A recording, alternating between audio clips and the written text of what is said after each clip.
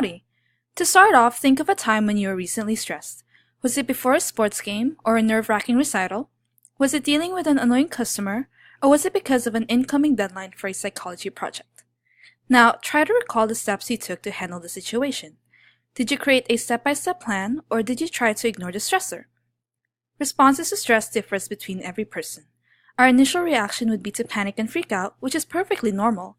But the underlying problem with dealing with stress is not converting these emotions and physiological systems as resources to use as an advantage. Through reappraisal techniques, we are able to manage stress better and increase our chances of a successful outcome. To set as an example, here we have B, who woke up one morning suddenly realizing she had an exam the next day. The source of stress in this scenario is the exam, causing B to be alarmed. Her amygdala picked up the initial distress and sent signals to both the sympathetic system and prefrontal cortex.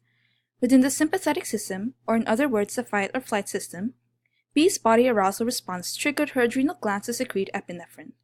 The effects of epinephrine stimulated physical signs of increased heart and respiration rate, allowing her pupils to dilate so that she is able to further assess the problem.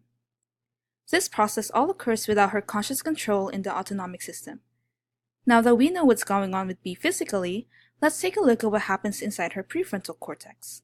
It is in this part of the brain that the stress is consciously interpreted in order for B to easily cope with the stressor using emotional and behavioral responses. But how can B utilize both her physical and emotional response to stress to maximize her performance in this event? If you guessed the biopsychosocial model, then you're definitely correct. Under this model, B can either approach the stress as a challenge or threat.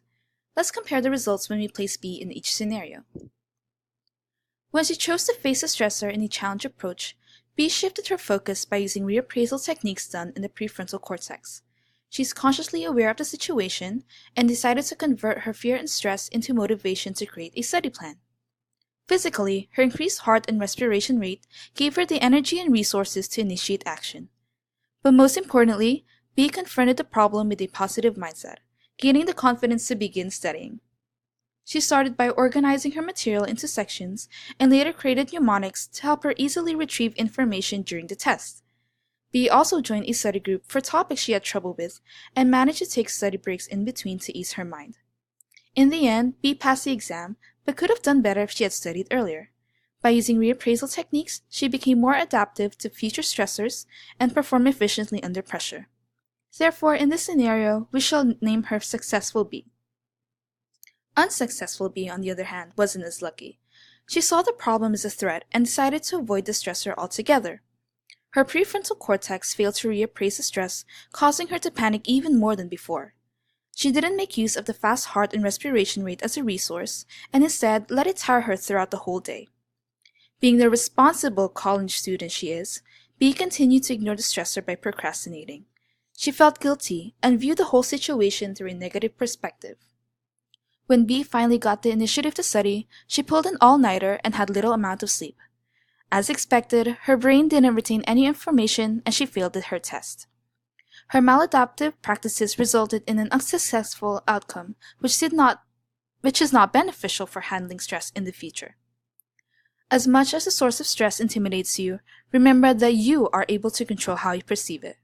Reappraisal techniques are helpful in dealing with different kinds of stress by consciously interpreting it as an opportunity to turn it into an advantage.